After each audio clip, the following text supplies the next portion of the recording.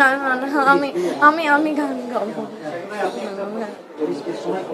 ও যেমন ওই সিনে ছিল না, মানে মিঠু আপার হ্যাঁ ওই আমাদের তো সিনটাতে, আলাদা আলাদা করে, যেটাতে হ্যাঁ হচ্ছে ও মিঠু সে আপা তখন যেতে ছিল। ঢাকায় চলে আসছিল গল্পে। কিন্তু আমার আমার একটা এক্সপিরিয়েন্স বলতে পারি, সেটা হচ্ছে মিঠু আপু is a very strong performer. এতটাই স্ট্রং পারফর্মার যে সে যখন এ ধরনের ইমোশনাল সিকোয়েন্স করে, কান্নার সিকোয়েন্স করে, আমি পার্সোনালি যেটা ফেস করেছি সেটা হচ্ছে কোনো শটে, মাস্টার হোক সেটা ক্লোজ শট হোক, কোনো শটেই আমার আসলে গ্লিসারিন লাগে না। সো আমি এত ফিল করতে পারি ওনার ডায়লগ, এবং আই এম প্রিটি শিওর অডিয়েন্সও এটা ফিল করতে পেরেই চোখের পানি ঝরিয়েছে, যে হচ্ছে সে এত সুন্দর করে ডায়লগ বলে কলিজায় গিয়ে বিধে। সো তখনও শুটিংও আমাদের এরকম হয়েছে যে আসলে গ্লিসারিন ছাড়া বা কোনো অন্য কোনো জিনিস ছাড়া আমরা আসলে কান্না করছি ন্যাচারালি। কোয়াক্টার যদি আসলে ভালো হয় তাহলে এমনি আপনার রিয়াকশন চলে আসবে ন্যাচারালি। আপনার গল্পে সবাই যদি ইনভলভমেন্ট থাকে ন্যাচারালি আসলে ডেলিভারিটা হবে, তখন আসলে ফিল করেই করা যায়, তখন আসলে গ্লিসারিনের প্রয়োজন হয় না। বড় ছেলে এবং বেস্ট ফ্রেন্ড দেখে নাটক দেখা, আপনি তো খুব ভালো গান গান। একটা ভরসার জায়গা তো থাকেই, যে কারণ আমি জানি ভাইয়া এমন কোনো গল্প চুজ করবে না যেটা নিয়ে আসলে আমার পরবর্তীতে কোনো অসুবিধা থাকবে।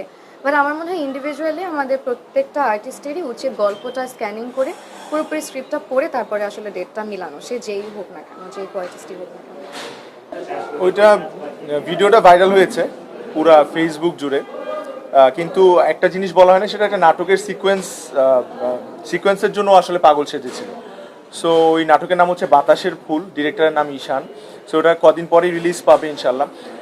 ওই নাটকটাতে পায়েল একটা খুবই একটা টাফ ক্যারেক্টার প্লে করেছে। আমি এতটুকু বলতে পারবো যে পায়েলকে আসলে স্যালিউট দেওয়া উচিত, বিকজ ও একটা প্রেগনেন্ট পাগলের ক্যারেক্টার প্লে করেছে, which is very tough for any artist. So এটা একটা জার্নি আছে, একটা দুইটা সিকোয়েন্স না, কয়েকটা সিকোয়েন্সে একটা বড় জার্নি আছে। প্রেগনেন্ট হওয়ার পর থেকেই আসলে ওর যে জার্নিটা রাস্তায় রাস্তায়, সো ও খুবই ভালো করেছে, এবং আই হোপ কাজটা বের হলেও দর্শক পছন্দ করবে। সামাজিক মাধ্যমে যে ভিডিওটা ভাইরাল হয়েছে, আপনাকে একটা দৃশ্যে দেখা গেছে, এই ভিডিওর পেছনে কোনো গল্প ছিল কিনা ভাই? ওটা কিছু না, জাস্ট দুষ্টামি করে আসলে করা, আর কিছু না। মানে এটা একদম র্যান্ডম একটা ভিডিও, আর কিছু না। আমার আসলে 2025 সালটা শেষ হয় ভাইয়ার সাথে হৃদয়ের গভীরে, মানে খুব ভালোভাবে শেষ হয়, হৃদয়ের গভীরে খুবই ভালো রেসপন্স পায়। অ্যান্ড আমার শুরুতে যে কাজটা সম্পর্কের গল্প সেটাও ভাইয়ার সাথে। অ্যান্ড দর্শক আসলে আমাদেরকে শুরুর থেকেই এত পছন্দ করে। অ্যান্ড আমি বলবো আমার এই স্বল্প ক্যারিয়ারে আমি যত কাজ করেছি এর মধ্যে যত গল্পভিত্তিক কাজ, নতুন নতুন চরিত্র এবং যেই কাজগুলো আসলে মানুষ খুবই ক্যারেক্টারের জন্য, গল্পের জন্য পছন্দ করেছে, তার মধ্যে 95% কাজই হচ্ছে ভাইয়ার সাথে। সো আপনার শুরু এবং শেষ, এবং আমার আসলে ব্রেকটা হয়ও সুহাসিনী থেকে আরিয়ান ভাইয়ার, সেই কাজটাতেও আমার কোয়ার্টিস্ট ছিল জোমান ভাইয়া। So he is very cooperative, আর খুব অনেস্টলি কাজটাকে ওন করে। So that's something I really really like about. আমার কাছে মনে হয় সময়ের সাথে সাথে আসলে এই জুটি বা এই কেমিস্ট্রি এটা আসলে চেঞ্জ হয়, এবং দর্শকের টেস্টও চেঞ্জ হয়। হয়তো বা ফর দ্য টাইম বিং 2025 পুরাটাই আসলে আমাদের খুব ভালো ভালো কাজ গেছে।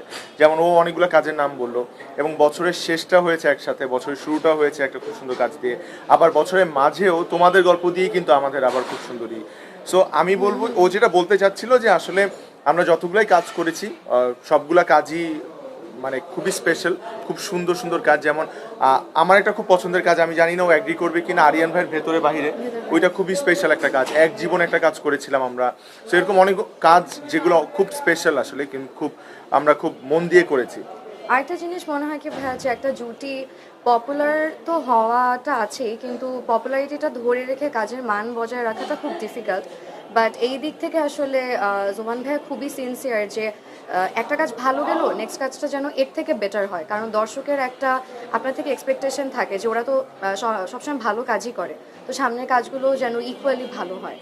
তো আসলে ভাইয়া এই বিষয়ে খুবই সেন্সিবল, এ কারণেই হয়তো আমাদের কনস্ট্যান্টলি ভালো ভালো কাজ যাচ্ছেন, দর্শক পছন্দ করছে। আমি অনেক দিক থেকেই সিনসিয়ার, যেমন আমি আজকে ওর আসার আগে 1 ঘন্টা আগে আসছি, যেমন আমি নায়িকার চাইতে কল টাইম আগে মেনটেন করি সব সময়। না আপনি বলতে পারবেন যে আমি পাঞ্চুয়াল না, না না, এটা ওইটা বলি না, এটা অবশ্যই পাংচুয়াল, কিন্তু হইতেছে আমি যেমন কল টাইমটা এত বেশি মেনটেন করি, যেমন আজকে 1 ঘন্টা আগে আসছি। কারণ ওনার সিন আগে ছিল, আমার পরে ছিল, ও আচ্ছা তাই। আচ্ছা।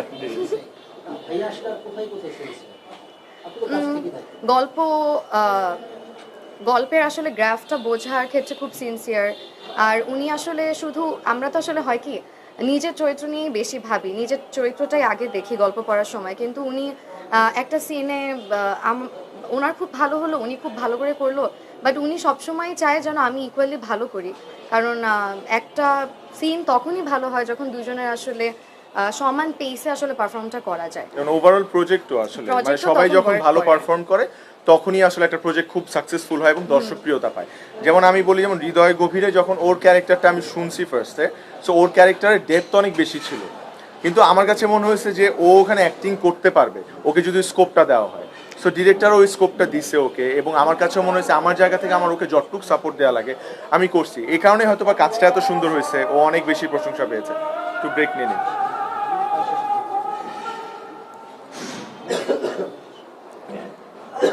বছর শেষে শুরুটা তুমি তো সেফ আপনারা প্লিজ ক্যামেরাটা অফ করে।